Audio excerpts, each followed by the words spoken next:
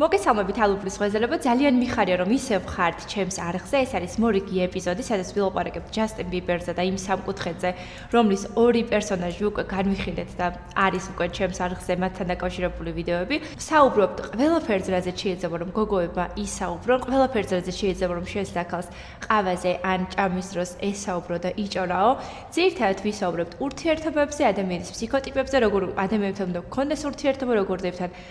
არ უნდა გქონდეს გოგოებო ურთიერთობა და ყველაფერზე მოკლედ რაც შეიძლება რომ ურთიერთობების, სერიალების და სხვა საინტერესო ადამიანების ირგვლივ შეიძლება რომ ითქვას. ამიტომაც მოგესალმებით კიდევ ერთხელ, მიხარია რომ აქ ხართ და მიყურებთ, მიხარია რომ გიყვარვართ და გულშემატკირავთ, მიწერთ ლაიქებს, კომენტარებს, თქვენი კომენტარები თითოეული ჩემთვის ძალიან მნიშვნელოვანი და გასახარია, რა თქმა უნდა. უკვე 600 ფოლოვერი მყავს, რაც ძალიან მახარებს. ნებისმიერი რამ, რაც შეიძლება რომ თქვენთვის საინტერესო აღმოჩნდეს, გთხოვთ რომ დამიწეროთ კომენტარებში და მას აუცილებლად გავეცნობი და გავითვალისწინებ. მიყვარხართ და დავიწყეთ.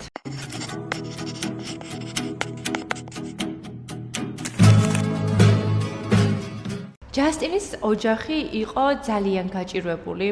მამა ფაქტიურად მის ცხოვრებაში არ არსებობდა, ის მიდიოდა, მოდიოდა,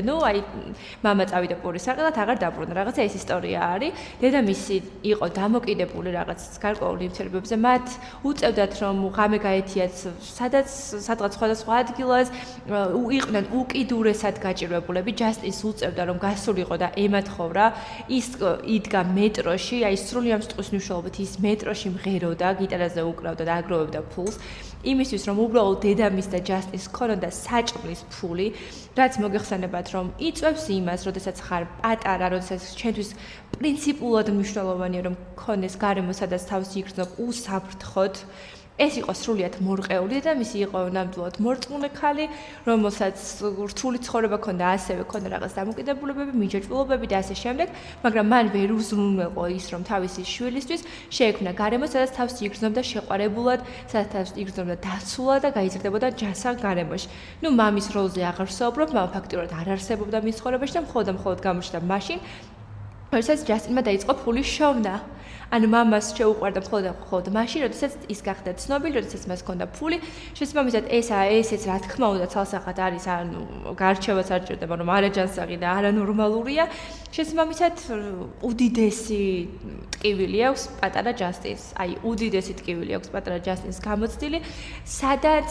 არ ხარ დაცული, სადაც ყველაფერი არის პრობლემური, სადაც საჭმელიც გენატრება, სადაც ვერ გრძნობ თავს დაცულად და უზრუნველყოფილად. ხო, შეიძლება რომ მამა არ იყოს, მაგრამ დედამ უზრუნველყოს ის გარემო, რაშიც ბავშვი თავს იგრძნობს დაცულად. ეს დაცულობის შეგრძნება და ის შეგრძნება, რომ აი გადავრჩები და ვიღაცა უზრუნველყოფს იმას, რომ მე ვარსებობდე, პატარა ასაკში არის ჩვენთვის აი უაზროდ საჭირო რა. აი ამაზე დიდი საჭიროება ადამიანს არ გააჩნია სამყაროში, რომ თავს გრძნობდეს უსაფრთხოდ. სანამ ბავშვი თავს უსაფრთხოდ არ გრძნობს, იქ იწყება შფოთვითიაშლილობა და სხვა მრავალი მენტალური ჯანმრთელობის პრობლემა იჩენს თავს. როდესაც ბავშვს აქვს მორყეული ჩვენი ადამიანების უმთავრესი საჭიროება, ანუ დაცულობა, რაც ჯასტინის ცხოვრებაში არ არსებობდა, რა თქმა უნდა სამწუხაროდ. არ ვიცი თქვენ გახსოვთ თუ არა, საერთოდ ჯასტინ ბიბერი როგორ გამოჩნდა სოციალურ ქსელებში, განსაკუთრებით YouTube-ის საერთოდ ვარსკვლავი იყო. საერთოდ როგორ შეგვეყარა ყველას თავი, ალბათ გემახსოვრებათ მისი თმის ვარცხნილობა, რომელსაც საქართველოში ძალიან ბევრი მიმდევარი ყავდა და აი რაღაც ესეთი ქეციანივით რო აქნევდა ნახევარი სკოლა თავს, ეგ მახსოვს. არა სასურველი სიტყვებით იხსენიებდნენ, რა თქმა უნდა, ბიჭების უმრავლესობა ჩემს კლასშიც მათ შორის, მაგრამ მე მისი ვარცხნილობით დადიოდნენ და ესეთი ქეციანებივით იყვნენ. ყოველ შემთხვევაში ადამიანი იყო 13 წლის, როდესაც გახდა ტოპ ცნობილი ადამიანი, ის არა მხოლოდ ლამაზი ბიჭი, არამედ გულწრფელად, ნამდვილად ძალიან ნიჭიერი იყო და მინდა რომ ძალიან საყვარელი ფაქტი გითხრათ ჯასტინზე. მის ბავშვობის ფოტოებს რომ ვუყურებ, მას რომ თვალებში ვუყურებ, ვხედავ რომ ის ნამდვილად კეთილი და კარგი ადამიანია. გულწრფელად მე მის მიმართ არანაირი აგრესია არ მაქვს. თუ ჯასტინს მოვიხსენიებ ცუდი კონტექსტით, ყოველთვის მოვიხსენიებ როგორც მამაკაც პარტნიორს, რადგანაც ზოგადად ურთიერთობაში მე ვარ გოგოების მხარეს, იმიტომ რომ რატომაც არა, ყოველთვის გოგოები ერთად უნდა ვიდგეთ. შესაბამისად, აი ჯასტინის ბავშვობა იმდენად საყვარლობა არის, მან თავისი ამ დაკვრით და ფულის შოვნით მოახერხა ის, რომ დედასთან ერთად წასულიყო დისნეილენდში. ჯასტინი შევიდა ისეთ ინდუსტრიაში, სადაც ვერ დაიცვეს კი ადამიანის ცხოვრება გაუნადგურეს, ფსიქიკა მოურყიეს, სრულიად ალოგიკური არის დღეს ჩემთვის ამ ყველაფერზე საუბარი და ამ ყველაფერზე ფიქრი, მაგრამ მაშინ 15 წლის წინ ეს ჩვენთვის ყველასთვის იყო მიღებული სასაცილო და არაფერ განსაკუთრებულს არ გრძნობდით ამ იმასთან დაკავშირებით, რომ ჯასტინი იყო 16 წლის არასრულწლოვანი და კეთი ფერი და სხვა ცნობილი მომღერლები და ადამიანები, რომლებიც იყვნენ დასრული ქალები, ეხებოდნენ მას. ანუ რაღაცნაირ სექსუალურ კომენტარებს უკეთებდნენ. ნუ ამას რომ თავი დავანებოთ, ჯერ ხო ის სრულიად ბულინგის მსხვერპლი იყო, იმიტომ რომ რამდენადაც უყვარდათ, გოგოებს რამდენადაც გიждდებოდნენ, იმდენად ყავდა ადამიანები, რომლებიც მას აბულინგებდნენ, დასცინოდნენ და ასე შემდეგ, ხო, რა თქმა უნდა, დიდ ცნობადობას მოყვება სხვა ადამიანებისგან, სხვა შეგრძნებები და გამოხატულება, ხო, ამ ყველაფრის და ნუ რა თქმა უნდა, ბულინგის მსხვერპლი როცა ხარ მოზარდობის ასაკში, ეს ძალიან დიდ გავლენას ახდენს შენზე, მაგრამ ანუ აი ესეთ ზედაპირულ თემებს, როგორც შეიძლება რომ ბულინგი შეფასდეს, ამაზე რომ არ ვისაუბროთ, ჯასტინი გაცილებით უფრო დატრამბული ბავშვობით გამოირჩევა და როცა გვეგონა ყველას რომ მაიმე როგორი ჯადოსნური ცხოვრება აქვს და რა კარგ ხასიათზეა სულ და ის hot bitch ვინ არის, რომელიც 16 წლის არის რეალურად არასრულწლოვანია, მას თურმე აძალებდნენ რაღაც ნივთიერებების მიღებას, რადგან ყოფილიყო უფრო მეტად პროდუქტიული, რადგან უფრო მეტი ემუშავა, ფაქტიურად ის არ გამოიყენეს აღარ საუბრობ უკვე დიდთან ურთიერთობაზე, რისი ვიდეოებიც დღეს უკვე არსებობს, სადაც ჯასტინი დგას დიდთან ერთად და დიდი ამბობს, რომ ჯასტინი მასთან რამდენიმე დღეს გაატარებს და ჯასტინი ესეთი შეშინებული უყურებს და იცის რაც შეიძლება რომ მოხდეს. ჩვენ ხო მაშინ არ გქონდა არანაირი ინფორმაცია იმასთან დაკავშირებით, რაც დღეს 15 წლის მერე გახდა ხო ცნობილი ჩვენთვის ესე მასობრივად. ჩვენ გვეგონა რომ აიმე ბიჭს როგორ გაუმართლა და რეალურად ვხედავთ რომ ადამიანი ბავშვი ფაქტიურად მოზარდი არის მასობრივად ძალადობის მსხვერპლი, არამხოლოდ მაყურებლის და ბულინგის, არამედ უფრო ბინძურის და უფრო შავის, რაც შეიძლება რომ თქვა ამ საღამოებზე ხდებოდა, ხო? შესაბამისად, აი არ ვიცი, წარმოუდგენელი არის იმ ტკივილის აღწერა, რაც ჯასტინის მენტალურ მდგომარეობაში ხდება და წარმოუდგენელია იმ ტკივილის აღწერა, რაც ამ ბიჭს, რომელსაც ეგონა რომ მისი ცხოვრება ძალიან შეიცვალა უკეთესობისკენ, რომელსაც ეგონა რომ მაი რაღაც ჩამოვარ და ვარსკვლავი და დაეცა თავს, რამხელა სირთულეებთან მოუწია თურმე გამკლოვება პატარა ასაკში, რამაც რა თქმა უნდა გამოიღო შედეგი ღმერთო ჩემო, რა თქმა უნდა დასრული ადამიანის ფსიქიკა ვერ უძლებს მსგავს ზეწოლოს, არ ვლაპარაკობ უკვე ბავშვზე, რომელიც ქუჩაში იდგა და საჭმელს ფულს ეძებდა, უცებ ცნობადობა და შემდეგ ამ ყველაფერს ემატება ის ტრამვები და ის შევიწროება, რასთან გამკლავებაც მას ძალიან პატარა ასაკში მოუწია და ამხელა ინდუსტრიაში შესვლა, სადაც გადაყლაპეს, ფაქტიურად გაანადგურეს. ჯასტინი ვერ გაუმკლავდა ბავშვურ ვარსკვლავობას, ის ვერ გაუმკლავდა იმ ტკივილებს, შესაბამისად ემოციურად ვერ ჩამოყალიბდა და დარჩა დაუმუშავებელი ბავშვის ფსიქიკით. ის თითქოს თვით დესტრუქციისკენ არის მიმართული. ყველა ადამიანში არსებობს ჩვენი პატარა ბავშვი, მშობელი და დასრული. შესაბამისად, როდესაც ერთ-ერთი მათგანი უფრო ნაკლები პროცენტულობით არის ჩვენში გაზრდილი და ჩამოყალიბებული, რა თქმა უნდა, შემდეგ ეს ყოველდღიურ ცხოვრებაში, პარტნიორის შოვნაში და სხვადასხვა რაღაცებში ხელს გვიშლის. შესაბამისად, ჩვენ ვუყურებთ ბავშვს, რომელიც 31 წელიწადი და რომელიც უკვე მამაა, მაგრამ ხედავთ, რომ ის ამბობს ამ ყველაფერთან დაკავშირებით, რომ მე არ ვიყავი მზად, რომ ოჯახი შემექმნა. ვინ გაიძულა? ანუ ვინ მოგიტაცა, ხო? ის რომ მის ბავშვობაში არავის შეუქმნა უსაფრთხო გარემო, მან თუნდაც დიდი ფულის დახმარებით, თუნდაც ამ ცნობადობის დახმარებით ვერ შესძლო ის, რომ ის პატარა ჯასტინს, რომელიც მასში ცხოვრობს, თვითონვე შეექმნა ის უზრუნველი გარემო, ხო? ან თვითონვე ყოფილიყო თავისი თავის პატრონი, თვითონ შეექმნა თავისი თავისთვის იმ პატარა ჯასტინისთვის, რომელიც მასში ცხოვრობს, ის უზრუნველი გარემო, მაგრამ ვერა ჯასტინი ვერ გაიზარდა, კაცად ვერ ჩამოყალიბდა, ის დასრულად ვერ ჩამოყალიბდა, ეს დასრულის პასუხისმგებლობა არის, რომ ბავშვს იზრუნოს. შესაბამისად, ჩვენ როცა ვიზრდებით, უკვე ჩვენ პასუხისმგებლობაში ვიღებთ ჩვენი შინაგანი პატარის გაზრდას, ხო? მაგრამ როდესაც ამაში არ გვეხმარება ჩვენი მშობლები ან ის გარემოცვა, ან თუნდაც ჩვენ ვერ ვუმკლავდებით იმ სირთულეებს, რასაც ცხოვრება გვიგზავნის და რჩებით ამ ბავშვობის პოზიციაში და ვერ ვავითარებთ ჩვენში მოზარდს, ვერ ვავითარებთ ჩვენში დასრულს, ეს ზუსტად იწვევს იმას, რომ ვიზიდავთ ან მამიკოებს და ბევრი მაგალითი გვაქვს ირგვლივ, როგორ შეიძლება რომ პარტნიორის მაგალითად ყავდეს მამიკო, ან ვიზიდავთ დედიკოებს და შემდეგ ვართ ემოციურად მიჯაჭვულები ჩვენს პარტნიორზე, რომელიც გვინდა რომ ყოველთვის გვაფუშინგებდეს, რომელიც ყოველთვის დედიკოსებით გვივლიდეს და თუ მისი ყურადღება ცოტა მოგვაკლდება, უკვე აქ იწყება პრობლემები და ასე შემდეგ. ეს რა თქმა უნდა არის არაჯანსაღი ურთიერთობის მოდელი,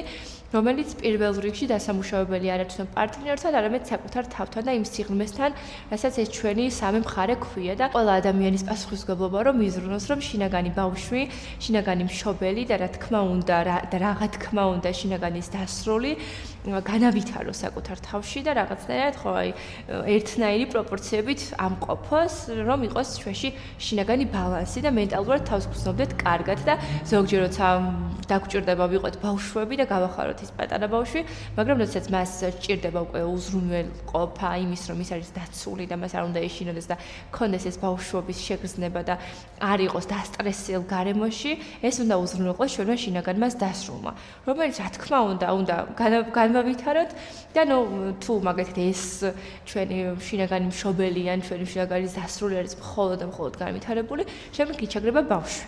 რაც იწვევს სხვა პრობლემებს კიდე რა, ეს ძალიან ისეთ საინტერესო თემაა და ცალკე სალაპარაკო ალბათ, მაგრამ მაინც მიმოვიხილე, რადგანაც ვფიქრობ, რომ ძალიან საინტერესო შეიძლება რომ აღმოჩნდეს ეს ინფორმაცია თქვენთვის. ჯასტინმა ადრეული ასაკიდან დაიწყო აკრძალული ნივთიერებების გამოყენება, მათ შორის რაც არის, არ ვიცი, მაგაზე შემიძლია რომ ცალკე ვისაუბრო, რამდენად ცუდი და რამდენად საშინელება არის მისი სისტემატურად მოხმარება, ის ყოველ წელს უფრო და უფრო ცუდად გამოიყურება, სიმართლე მოდი ვთქვათ. ვითომ არის რაღაც თერაპიებში, მაგრამ რეალურად მისი პოსტები, მისი ფოტოები, რომელსაც ესე საჯაროდ დევს, ვხედავთ ჩვენ ამ რაღაცას, რაც საშინელია ჩვენი ჯანმრთელობისთვის და რა თქმა უნდა ჩვენს ტვინს, ჩვენს მენტალობას, ჩვენს ხასიათს, შრომის უნარიანობას და ასე შემდეგ. ის აზიანებს ცალსახად, რაც სახეზე გვაქვს ჯასტინს რომ შეხედავ, რა ვიცი რა საკეთებს, მგონი არც არაფერს დიდად რაღაც პოპ ვარსკვლავის სტატუსიდან გადავიდა ერთ დეპრესიულ ბიჭის ცხოვრებაზე, რომელსაც წესიერად არ შეუძლია რომ თუნდაც საკუთარი ცოლი დაიცვას საჯაროდ, როდესაც მას უამრავი ადამიანი აბულინგებს მის გამო, სხვათა შორის და ერთადერთი რაც შეუძლია რომ გააკეთოს, დაამციროს თავისი ცოლი იმ პოსტით, სადაც თვითონვე ამბობს რომ მე შენ ერთი ჩხუბის დროს გეუბნებოდი რომ ვერასოდეს ვერ იქნები ვოგის გარეკანზე, ეგ რო კაცმა მითხრას, აი ხელუკუღმა რომ გავუთაქებ, ყოველ შემთხვევაში ეს ხუმრობით რა თქმა უნდა, მაგრამ აი მაგას რო გეუბნება ადამიანი, რომ გამცირებს, რომ უნდა რომ შენი დამცირებით თავისი თვით შეფასება აიმაღლოს. არა, ჯასტინ, ამ პოსტს მე არ გაპატიებ, მე აიღო ეს პოსტი და რაღაც, მაგრამ ჩვენ გვახსოვს ყველას ამის სკრინები არსებობს. ჯასტინი ცალსახად არის ძალიან სუსტი ნებისყოფის ადამიანი, რომელსაც არ აქვს მყარი ფსიქიკური მდგომარეობა, შესაბამისად ის ყოველთვის ეძებს ციკლურად რაიმე სახის მონანიებას და ამას პოულობს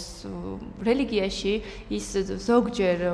იწყებს მონანიებას, იმაზე საუბარს, რომ უფალი მას დაიხმარება, გამოუგზავნის ისეთ ადამიანს და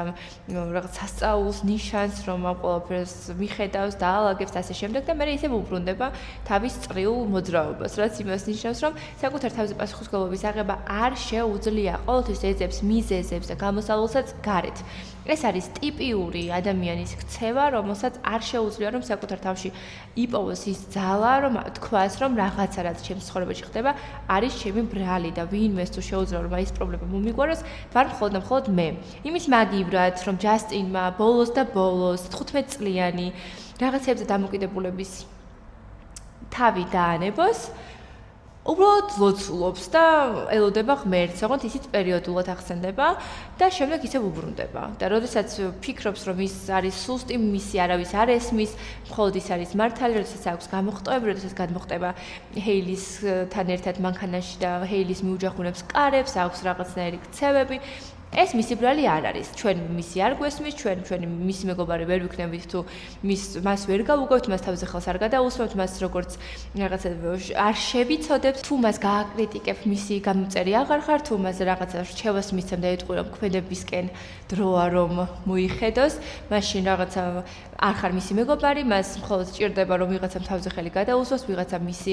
ტკივილი გაიზიაროს, ვიღაცა უთხრას რომ აი მე შენი მესმის, მე შენ გხედავ, ვაიმე რასაც წყალი ხარ და ასე შემდეგ და გააგრძელოს იგივე ქცევა, იმიტომ რომ რაიმე სახის ცვლილებას სჭირდება ძალისხმევა, რომელსაც სჭირდება გამბედაობა და ძალა, რომელიც უფრო რთული არის ვიდრე მის რომ ვიღაცამ თავზე ხელი გადაგისვას, გითხრას რომ შესაწყალო და გააგრძელო ეს ცხოვრება. მესმის ძალიან მნიშვნელოვანია რომ გავიაზროთ რა ტრაგედიები და რა ტრავმები გამოიარა ამ ადამიანმა, მაგრამ ის უკვე 21 წლის არის და დროა რომ დაიწყოს ფიქრი იმაზე რომ დაიწყოს ადეკვატური თერაპია, ცოტა ხნით მოეშვას საერთოდ ყველა სოციალურ ქსელს და გადაეშვას თერაპიაში. დაანებოს თავი რაღაცებს, იმუშაოს ტრამებზე, იმიტომ რომ წარსული არის წარსული და ჩვენ რასაც ვერ შევცვლით, ეს არის წარსული და რასაც ვერ დავგეგმოთ, ეს არის მომავალი, მაგრამ აწყვოში რაღაცეების კეთება, ეს ჩვენი პასუხისმგებლობაა. შესაბამისად, ალბათ ერთ-ერთი გამოსავალი ამ წრებრუნვიდან ჯასტინისთვის არის ის, რომ უბრალოდ ცოტა ხანი დაგვანებოს თავი, ყველას თავი დაანებოს და გადაეშვას თერაპიაში. იმ კურნალოს, სადმე წავიდეს, ცოტა ხანი მოწყდეს, მით უმეტეს ის არის ხელოვანი ადამიანი. ხელოვანი ადამიანებს სჭირდებათ რაღაცნაირად ცოტა ხანი რესტარტი, სადღაც ახალ გარემოში ყოფნა, წავიდეს, იმ კურნალოს დაანებოს თავი, რაღაცეებს და დაგვიბრუნდეს უკვე ესეთი გამართული კაცი, რომელსაც შეუძლია რომ საკუთარ თავზე აიღოს პასუხისმგებლობა, შეუძლია რომ ილაპარაკოს თავის წარსულზე, შეუძლია რომ ილაპარაკოს იმ გზაზე, რომელიც გაიარა და ის იქნება უფრო მეტად საინტერესო და მიმზიდველი ყველა ადამიანისთვის და გვაჩვენებს ნამდვილად რამდენად ტრამბოლი შეიძლება იყოს ბავშვობა და რამდენად მაგარი შეიძლება რომ იყოს შემდეგ ამის გაგრძელება. მას უკვე ყავს შვილი, ის უკვე არის მამა, ამიტომ დროა რომ გამოვიდეს ბავშვის პოზიციიდან და რაღაც ნაბიჯები გადადგას და ტრანსფორმაციის დრო დადგა მოკლედ ჯასტინა. დაიწყე რეალური თერაპია, პირველ რიგში შეეშვი იმ რაღაცებს, რაც ძალიან გიყვარს და გვიზიარებს თორეში რომ გიждები და ასე შემდეგ. დააფასე ის ოჯახი, რომელიც ყავს, ან თუ თერაპიის შემდეგ მიხვდები რომ ცოტა რამე სხვა გინდა,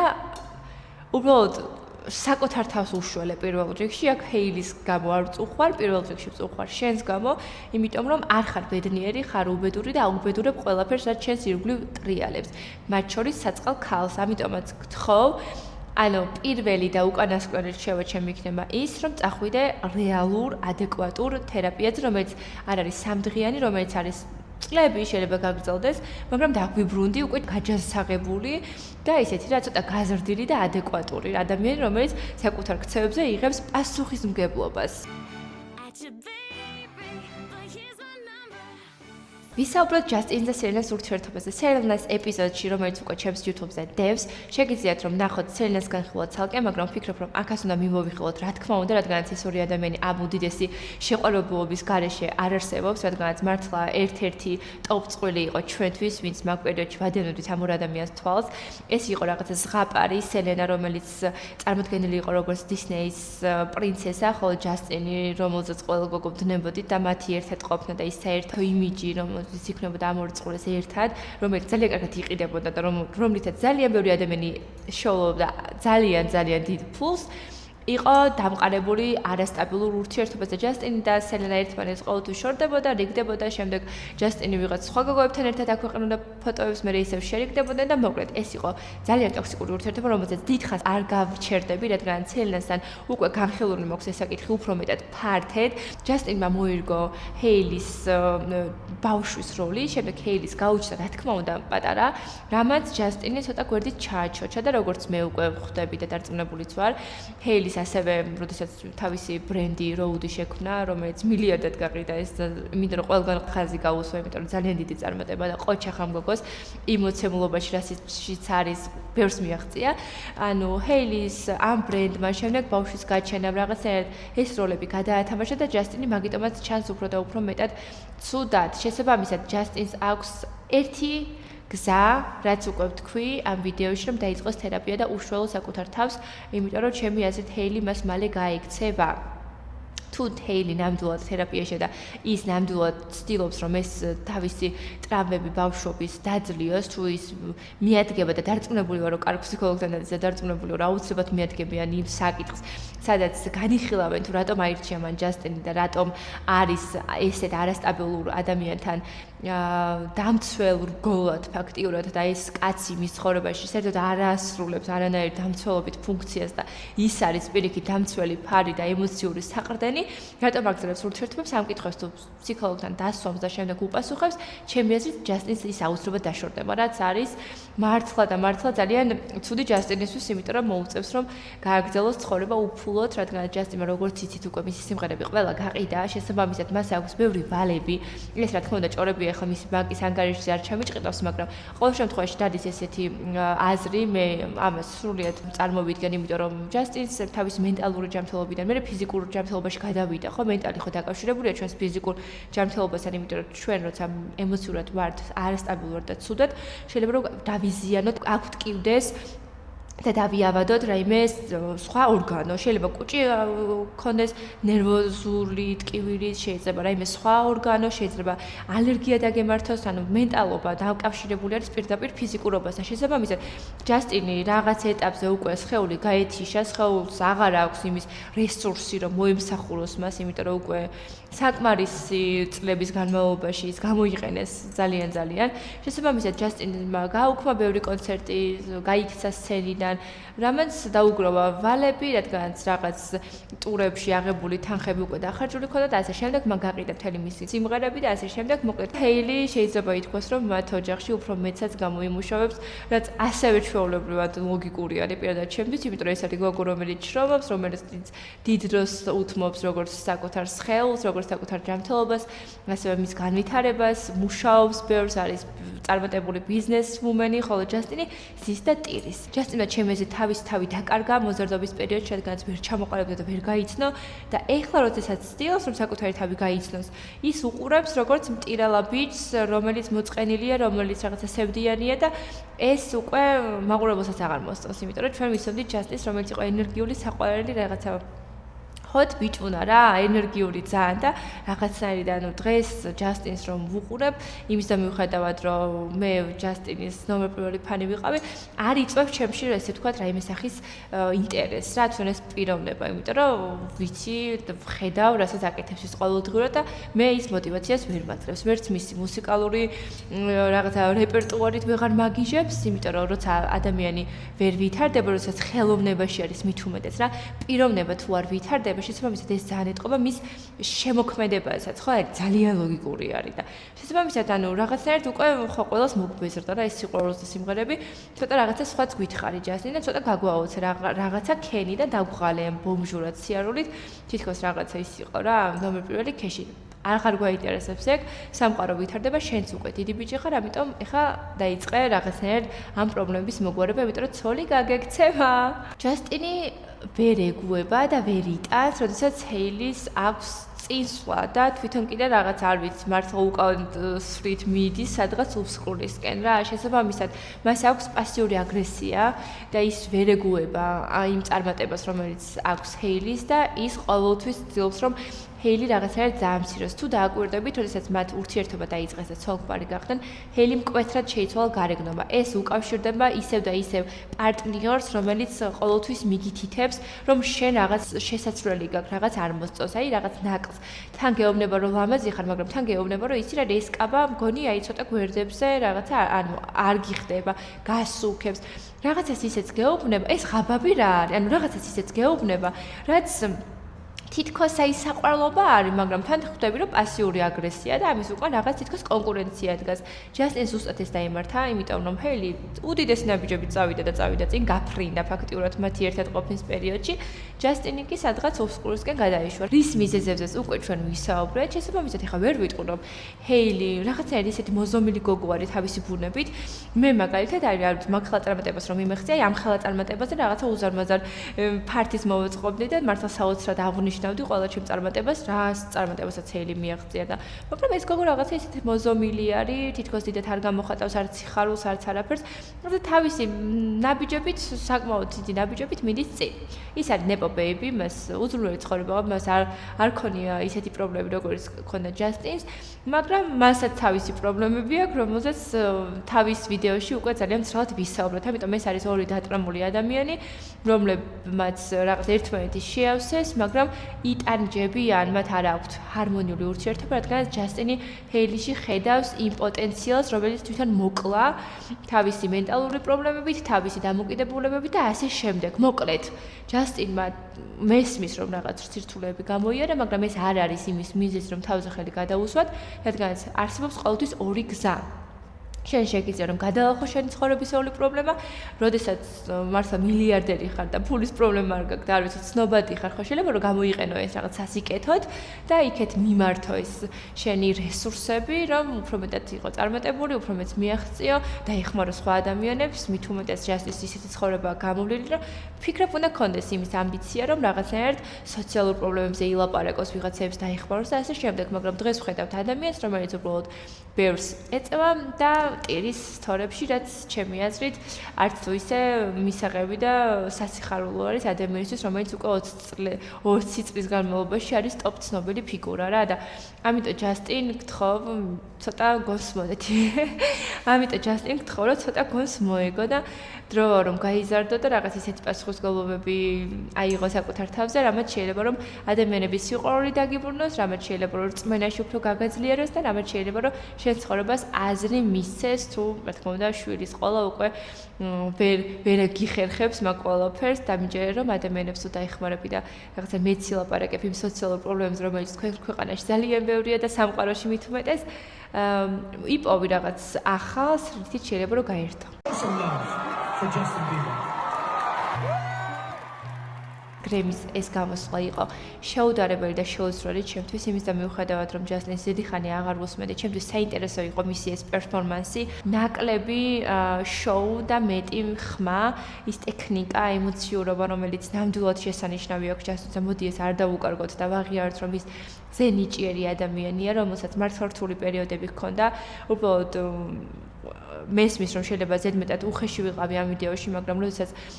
ეხება საქმე ისეთ ადამიანს, რომელიც უკვე დიდია და რომელსაც ისეთი პასუხისმგებლობა აქვს საკუთარ თავზე აღებული როგორც შვილია, უფრო მეტად მომთხოვნი ვარ ხოლმე, თორემ რეალურად ჯასტინის მიმართ პირადად მე არანაირი აგრესია არ მაქვს, პირიქით გულშემატკივრო, მინდა რომ ის აღსდგეს, მინდა რომ ის დაგვიბრუნდეს, ჯანსაღი, ჯანმრთელი, ჩამოყალიბებული, კარგი მეუღლე და კარგი მამა, რაც მთავარია, მან აჩვენოს და დაამტკიცოს კიდევ ერთხელ რომ ის არის უაღრესად ნიჭიერი ტექნიკის მქონე ადამიანი, რომელშიც არის ბევრი ემოცია, რომელსაც შეუძლია რომ იყოს შიშველი, რომელსაც შეუძლია რომ გვაჩვენოს რა ხდება მის ირგვლივ, მაგრამ ამას აკეთებდეს ფხიზელ მდგომარეობაში, ამას აკეთებდეს უკვე გამოჯანმრთელებული და არა მენტალურად მორყეული, არამედ რაღაცა მყარი ფსიქიკის ადამიანი, რომელმაც გადალახა ბევრი სირთულე და რომელმაც გვაჩვენა რომ ცხოვრება გრძელდება და შეიძლება რომ იმის და მიუხედავად რომ მან ძალიან რთული ბავშვობა და მოზარდობა გამოიარა, შედგეს როგორც პროფესიონალი, შედგეს როგორც ადამიანი, რომელიც არის კეთილი, რომელიც არის ემოციური და ძლიერი, რაც მთავარია დასაყრდენი მისი ქალბატონის, მისი შვილის, ის რომ მას არ ქონია ბავშვობაში მამასთან ურთიერთობა, ვფიქრობ რომ უნდა გამოასწოროს და უფრო მეტად აქტიურად იყოს ჩართული თავისი შვილის აღზრდაში და გაითვალისწინოს ის უმთავრესი დეტალი რაც მამაკაცის ცხოვრებაში ყველაზე მნიშვნელოვანი დანიშნულება ესე ვიტყოდი ოჯახურ სისტემაში, რომ შექმნას უსაფრთხოება, ემოციური, ფინანსური და ასე შემდეგ. დღეისთვის სულ ეს იყო, იმედი მაქვს, რომ გავეცი მთავარ კითხვას პასუხი თუ რა ემართება ადამიანებს, რომლებსაც ბავშვობაშივე ატყდებათ თავს ესეთი სიხარული თუ არ ვიცი პირიქით ტანჯვა, რომელსაც ესეთი მსოფლიო დონის ცნობადობა ქვია, რა ემართება ბავშვებს, რომლებსაც ბავშვობაში არ აქვთ უსაფრთხო გარემო შექმნილი და მხოლოდ და მხოლოდ მაშინ უყვართ, როდესაც მათ აქვთ ფული, ცნობადობა და ასე შემდეგ. სხვა შემთხვევაში, როდესაც ყურადღებას არ აქცევენ, ეს გადაიზრდება მოზარდობაში დიდ პრობლემებად, რომელიც შემდეგ რა თქმა უნდა ჩვენს პირად ცხოვრებაშიც გვიშლის ხელს. შესაბამისად, დავასრულოთ აქ ეს ვიდეო, იმიტომ რომ ამ თემაზე ნამდვილად განუწყვეტლივ შემიძლია რომ ვისაუბრო. კოცნით მიყვარხართ, გისურვებთ რაც მთავარია ჯანმრთელობას, მიხარია რომ მიყუროთ, მიხარია რომ ხარს მიჭერთ, გელოდებით კომენტარებში და კოცნით მომავალ შეხვედრამდე.